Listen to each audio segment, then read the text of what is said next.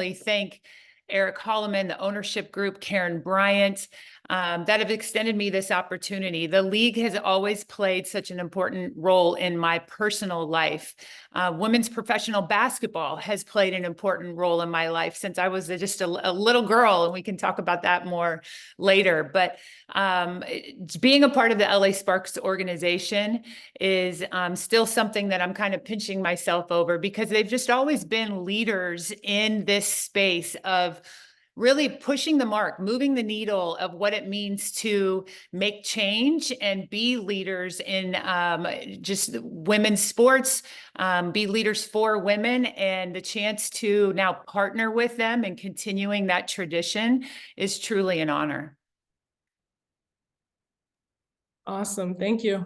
Media, we'll start this quick and open it up to you guys. Just a reminder, you can be on camera, so Raegan can start getting used to your faces. And please, before you ask your question, just identify yourself with your name and your outlet.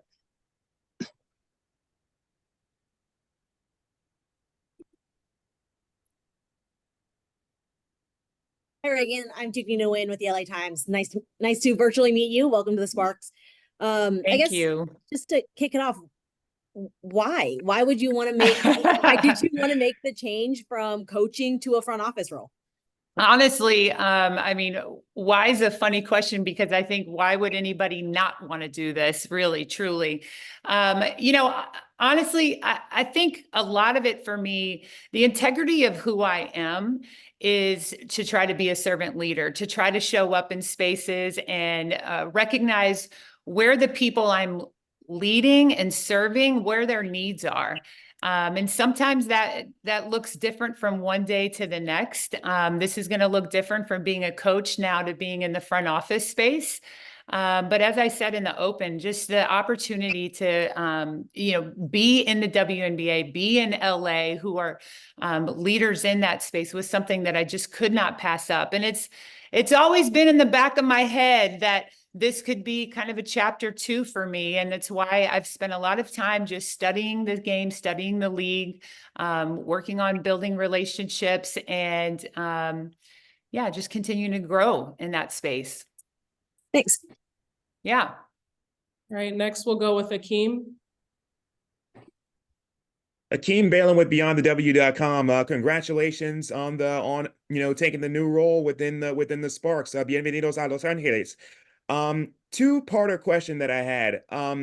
First, if you could share a bit of advice that maybe somebody probably gave you as far as, as far as transitioning from coaching to a front office role, and also how has the transition also been as far as getting adjusted and getting accustomed to a new lifestyle in Southern California? I love that question. Thank you, because I'm someone that my entire life has sought mentors and will continue to do that the rest of my days. You know, there's been a lot of people over the last handful of years that I've just really tried to actively seek some counsel and guidance and watch how they do things. Brad Stevens is somebody that I've just kind of peppered some ideas and bounced some ideas around. He was a former coach. He stepped into the NBA, into the GM spot. And I just really thought he would have a lot that he could teach me, and some things that, some of his experience that would help that learning curve. But I think in general, it's just don't forget who you are. Don't forget where you've come from. And when I say come from, I mean the integrity of how you've led, your love and passion for this game. Let's not forget that it is a game, and these are humans that you're serving.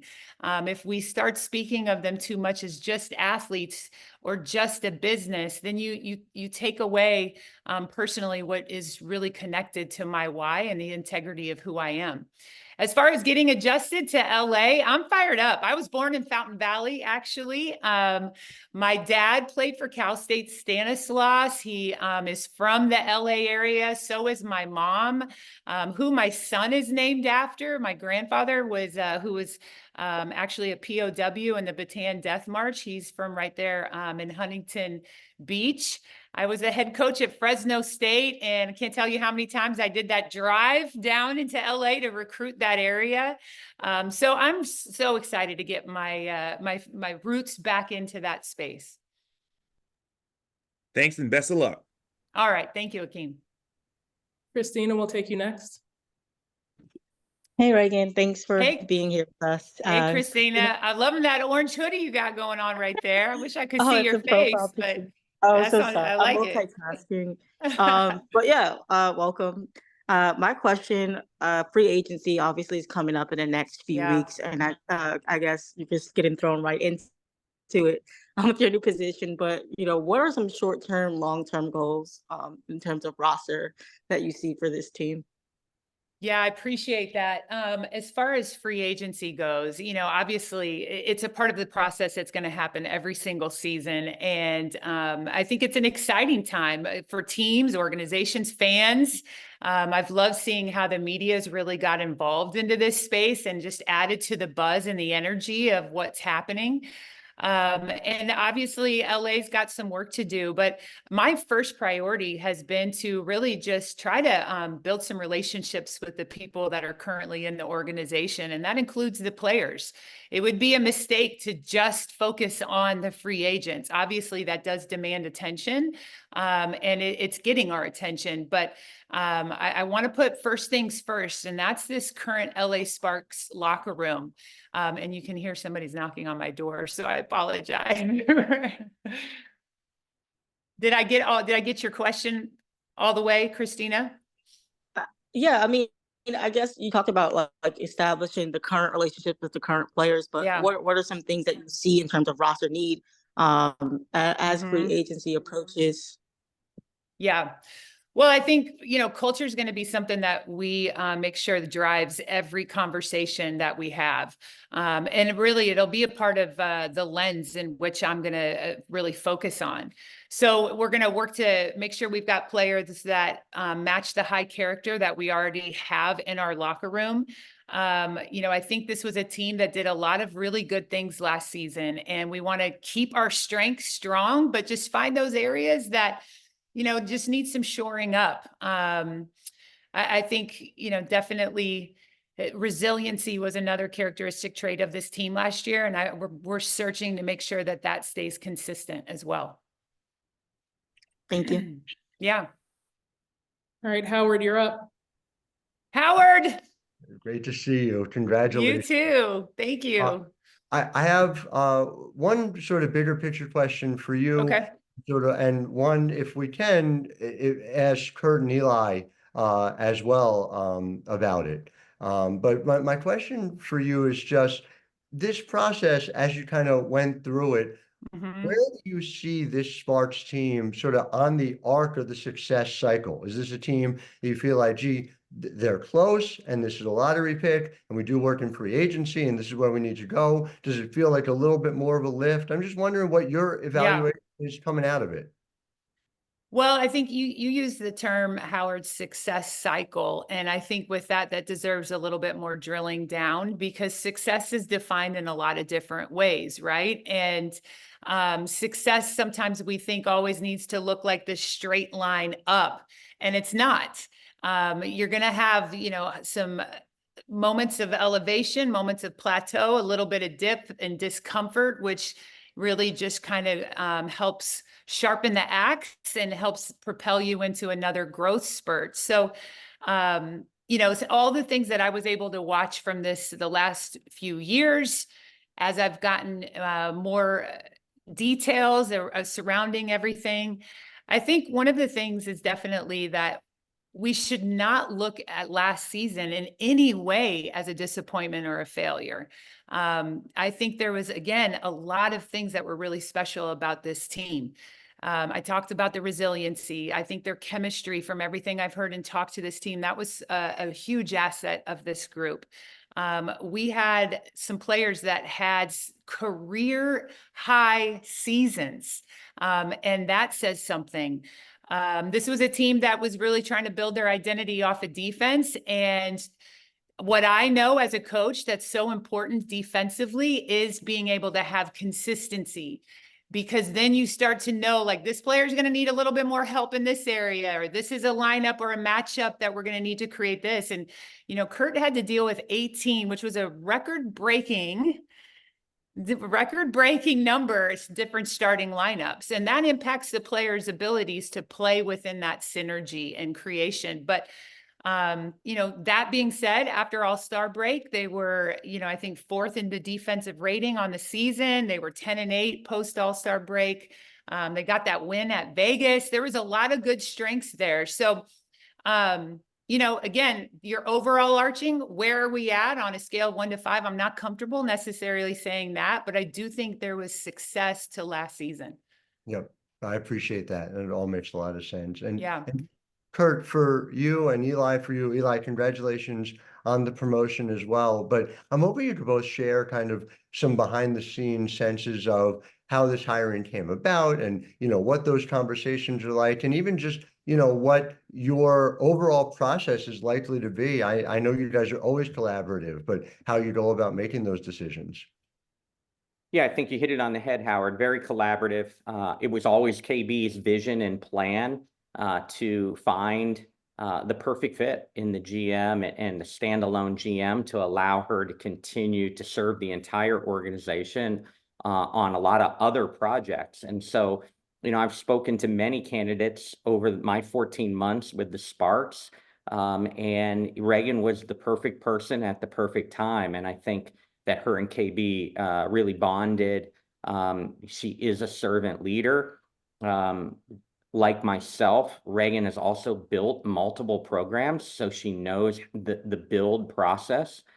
She values character. She values a culture in the locker room and the belief that you win first in the locker room that aligns with what I believe so much in. So, you know, just a really exciting time. Obviously, it is documented. We knew those pictures were going to hit the internet, that Raegan and I have known each other for 25 plus years. We served on that Colorado State staff back in the 90s and into the early 2000s. And we've stayed in tight, and we've stayed in connection. And she just is such a good leader of women, and really believes in the holistic approach and mental health and pouring into experiences for women. And that's what the WNBA is all about. We want to provide the best experience possible for our players. And so it's a really exciting time, Howard.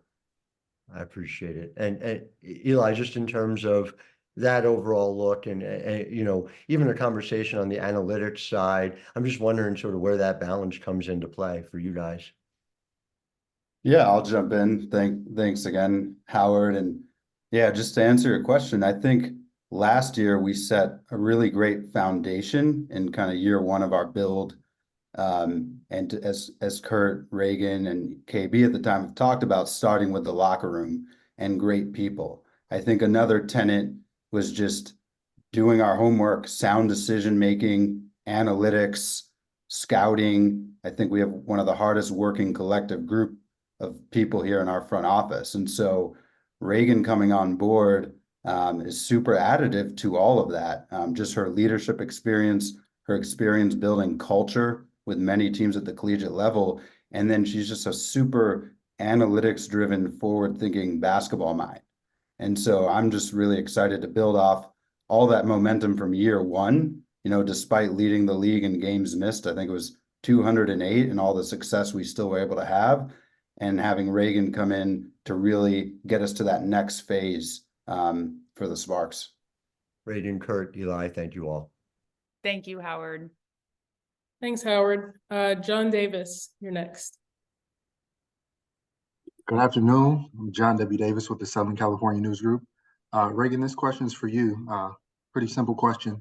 What's your philosophy on building a championship roster? Well, hi, John, first of all. Thank you for the question. I think first and foremost, you know, it is not cliche for us that you got to start with the locker room. You've got to start with the character of the team that you have, and you got to start with people that also really want to serve the needs of these women and these athletes as people. we're going to be about chasing the best version of ourselves. And, I think that's going to be something that is a collective definition, and it's also an individual definition. So I think attention to those areas. I think also just that they are really locked in together in a shared definition of what our culture is. That they are holding one another accountable to it as much as Kurt's doing that, or anyone in the front office. A locker room that is led by the players is so powerful, so strong. And I believe that it is, if not more important than talent, it is the most important thing. I think also, the direction of the game is something that, is exciting. And we're looking forward to putting an offense on the floor, as well as a defense that teams have to spend a lot of time accounting for. We want to rob their practice time. We want to make them have to work extremely hard just in the preparation work that goes into a game with the LA Sparks. I think another element of championship culture, and LA has it. Look at all the sport team, all the organizations that have won championships and are definitely on the cusp of doing it either again or for the first time. LA Sparks, we have a history of championships. So I think it's just continuing to embrace the community and the culture that is LA. And if I could follow up real quick, do you build that roster inside out or outside in? We're talking about on the court players. Yeah. I think it's really important that it marries to the offense and the defense that Kurt's putting on the floor as well. And, I think the exciting thing about basketball is, making sure you've got just increased high level, versatile talent that are players that can impact both ends of the floor. Length is great, but length doesn't solve all of your problems either. Thank you, John. All right, Edwin. Hi, Edwin Garcia, Swish Appeal. My question's a two-parter. Well, one part with two people. I would also like Eli's input on this. What's the process and collaboration like regarding this draft? Because this is such a high draft pick, right? Number 2, and on paper, this is going to be one of the deepest drafts, in the WNBA's history, arguably. So what's the process going to be like collaborating on making sure you hit on that number 2 pick and they can be someone who can contribute not only this year, but years moving forward? Eli, do you want to take that first? Sure. Okay, he addressed you, so that's why I asked. Yeah. Yeah, we're super excited to land the number 2 pick in this draft. I know we went into the lottery day with the 3rd odds, so to move up, I think, was a very special moment for this franchise. I think it's no secret that there's a number of potentially foundational stars in this draft, and so that's just a big part of the build that Raegan, Kurt, myself are working on. So we're out. We've been scouting a number of players all across the country. Our assistant coaching staff has been involved with that, and we have a lot of work to do and a lot of homework to continue. We're just now getting into conference play, so I still think it's super early to have definitive viewpoints on that, but there's some names that we're pretty confident could be foundational for us moving forward.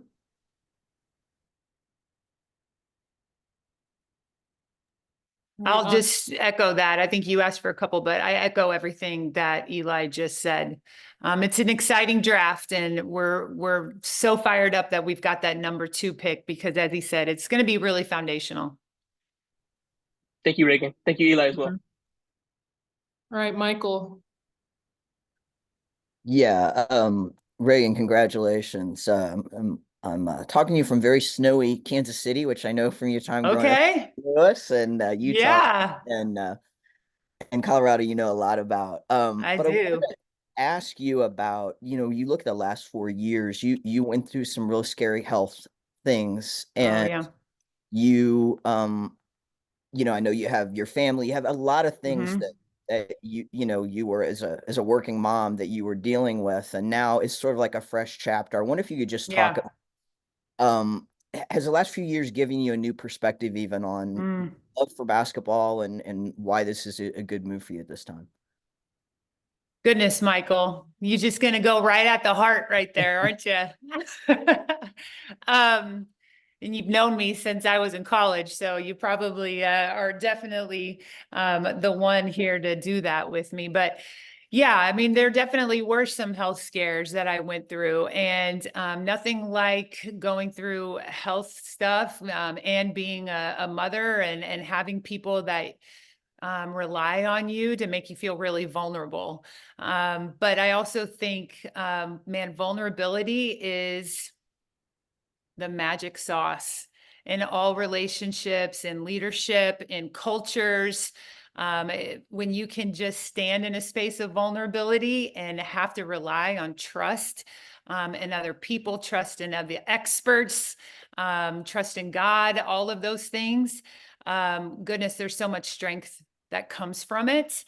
That's how I went into those situations. But I also think like it would be really short-sighted of me if I didn't honor that the timing of when I was going through that, our world was going through a lot of vulnerability. And I was able to just gain so much strength and wisdom from a lot of people. Their modeled examples were super helpful to me at that time. You know, I've never ever, my love and passion for this game has honestly never wavered. I don't know life without this game. It's oxygen in so many ways for me. And I grew up in a home where my dad, he coached in the WBL. Nancy Lieberman sitting on her lap as a little kid. I'm in the New Orleans Pride locker room as a child, going down with the team after a game to Preservation Hall. And I mean, those are core memories for me. And I've have thousands of others just as a player in the locker room at Colorado, as a player with the Utah Stars, you know, coming out of my classroom at Colorado's campus with Seal Berry telling me that I was drafted in the WNBA. All of those things. And I've just never lost my love for this game. Never, ever. So to have a renewal, I wouldn't say there was a renewal of love for the game, but I will say that it's cool to have a narrowed focus that I can really lock in on and what I'm doing in this role as the GM here with LA. And I wondered, Raegan and also Eli and Kurt, there's still so much unknown about the draft, obviously, because of the kids. We don't know if they're going to come out or not. Do you guys have a sense of how important overseas players may be in this draft, or especially potentially first-round picks, or is it still kind of it's still hard to know based on we don't know who from the college game is coming out? I don't know if any of the three of you have some thoughts about that. We've had a lot of conversations in our war room already about, you know, the college draft and it just the whole universe and what is available and out there. And it's, you know, obviously this is a universal game and it's such an advantage now that due to technology and our ability to go scout in person that we're going to be able to lay some eyes on some of that international talent more and make just really informed decisions in that space. But I think we're just going to continue to see more and more great talent that comes from all over the world that's excited about the WNBA. Kurt, Eli, I don't know if you have anything else you want to add. No, just quickly, I think scouting the international game is a top priority for this group. We drafted last year with the number 14 pick, Shanice Swain from Australia. So it's, you know, and it's just, I think the Sparks have had some pretty good talents abroad through the draft, including on our rights list and Shanice. So I think this draft is one of the stronger international classes we've seen in a while. And regardless of who comes in or out of the draft, I think that's the case. Thank you. Thanks, Michael. Okay, Rashawn.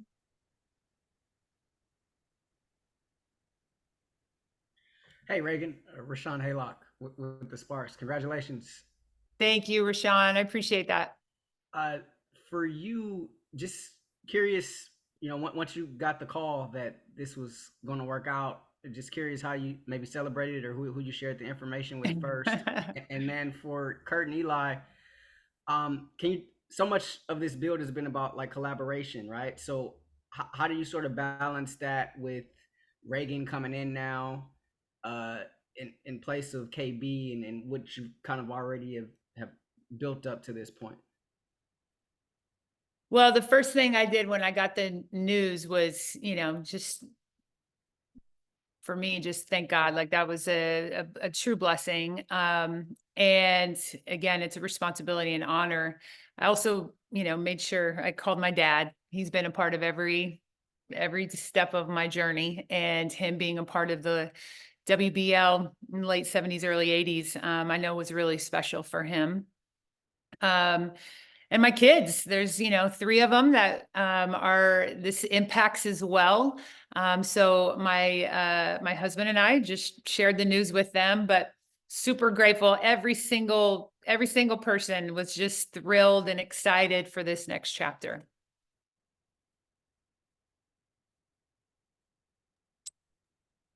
All right, great. Frito?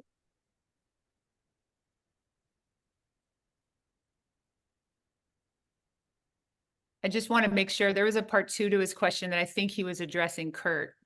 Oh, hey, I'm here. Oh, okay, go ahead. Yeah. Yeah, well, for Kurt and Eli, Yeah. Just curious how have you sort of balanced the collaboration part of it now with Raegan coming in, and KB going out, compared or kind of just continuing to build on what you have already established in year one? Rashawn, I think you hit it. We're going to continue to be very collaborative. Raegan's already been tremendous in that space with all of us. We've spent long hours here this past week with each other, and again, it's a very much a 3-prong approach for all of us, and we all bring different viewpoints. They truly value how I desire to play, but they know that I've had a career of pivoting to the personnel that we've had. Unfortunately, I've dealt with a bunch of injuries everywhere I've been, and we pivoted successfully. But they're really listening to what I value and how we want to play and who I like. At the same time, they bring their perspective, and that diversity of thought is really important to the 3 of us. And the analytic angle is the final angle that, using the numbers to help us with informed decisions is really important to all 3 of us. And it's not just a gut feel on drafting, it's more than that. So just continuing, and KB, KB's still gonna be involved. So just know that we're excited, but she's laid a tremendous foundation for all of us.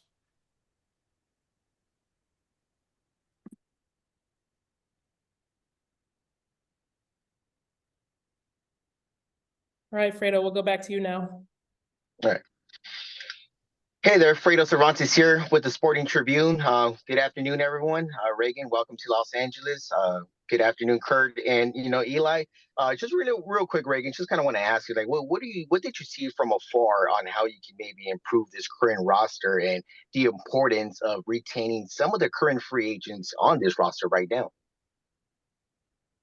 Yeah, I mean, again, each free agent is going to go through their own individual process. So, it's not as easy as just take the same approach with every single person. But I just think strengths lie in relationship building and culture building and resourcing a team and the individuals that make up that team with the things that help them chase the best version of themselves. And I'm just going to continue to lead with that, because I think that is such a solid foundation. It allows you to stay really resilient, and it protects and preserves trust, which are going to be really important.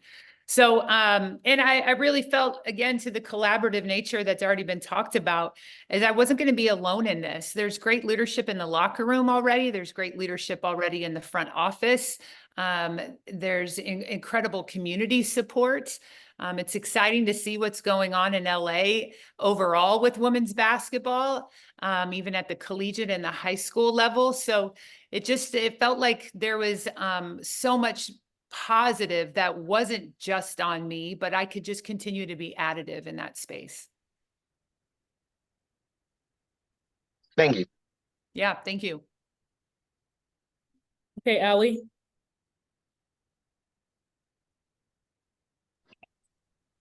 Hi, Raegan. Congratulations. Allie Clifton with Spectrum Sportsnet. I know Hi, you talked Allie. a little bit, hello, just about the transition process now going from that head coaching chair into a front office role. But I'm just curious how you feel your journey to this point has prepared you and kind of instilled in you the confidence to step into this space. I think it's only my journey that has propelled me with the confidence and the skills to be able to step into this space. And really, it feels like it's from my lens and, being where my feet are, I can see purpose to everything that's happened, whether it's been serving on the board of the WBCA and having to look at things on a bigger scale and doing things that are right for women's basketball and not just, my team or my conference, or it's being connected to the rules committee. And again, looking at things from a bigger scale, but also just drilling that down in my direct role in the people's lives. Being there with them in the highs and the lows and the plateau moments, and continuing to provide a level of support for them is something that I value. And I've had a whole career and life full of experience in. I've been extended a lot of grace in my life, and I've been extended a lot of opportunities to partner with people in helping them chase the best version of themselves. And that's something that I've tried to treat preciously and honor tremendously. And, there's skills, hard skills and soft skills that come with that. But again, I think also when it comes to the basketball piece, like I love analytics. I understand analytics. I understand how one thing leads into another and that you can't just look at decisions only through an analytics lens. I can bring a critical and supportive eye. I think I can be a connective tissue as well because of my experience as a coach and as a leader, and as a former player in this league. And just, again, continue to support the culture that we're working to build. Awesome. Thank you. Ari Jones. Hey, what's going on, everyone? It's Harry Jones with Motivated Purpose. Congratulations to all you all success, Kurt, Raegan, Eli. Raegan, I had a question for you. I want to talk about just your why a little bit. Can you elaborate on what's your why and what's that reinventing process like?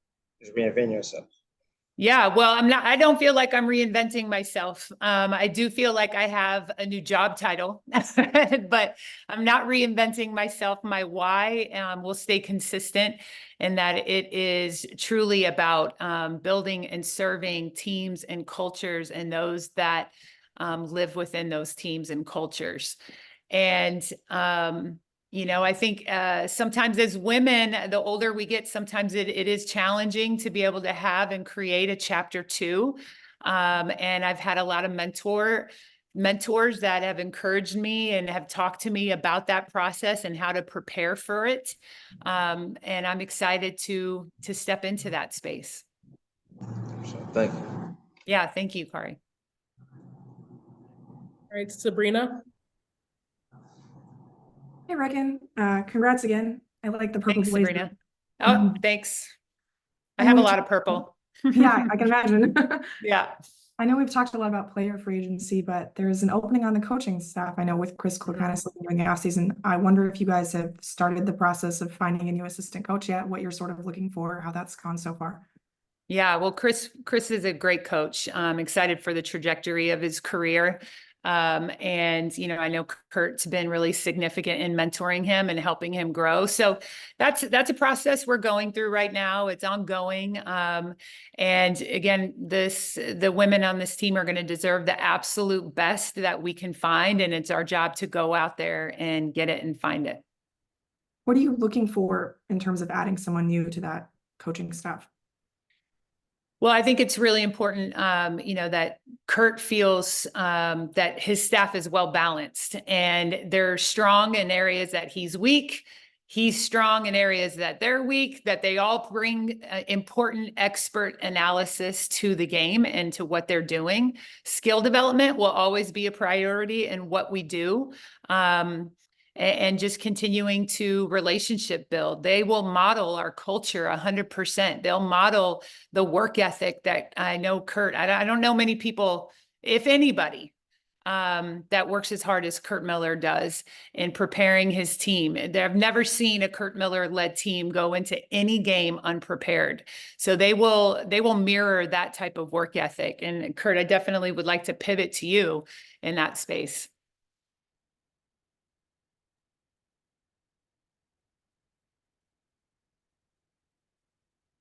Yeah, Sabrina, exciting. You know, talking to a lot of people, the process is ongoing. Obviously, super excited for Chris. You know, I thought he blossomed into very bullish, saying the top assistant in the entire WNBA and in the college game, and USC is benefited for him returning to the collegiate game. We continue to talk almost daily, if not weekly, as we remain very close and hopefully can continue to mentor him on his next path. But exciting process in talking to candidates and in rounding out our entire staff. Again, diversity of thought. I'm probably you know, too collaborative at times. Anyone who's worked for me know we meet a lot. But a preparation is our #1 pillar, will continue and always will be. To have our teams prepared and feel confident going to each and every opportunity to play against our opponents. But exciting times. LA is a draw on the opportunity, and the excitement of where our franchise is a draw to candidates. So look forward to that process continuing, and when the time is right, exciting to announce the 24 staff. Thank you, Kurt and Raegan. Yeah, thank you, Sabrina. Allie, did you have another question?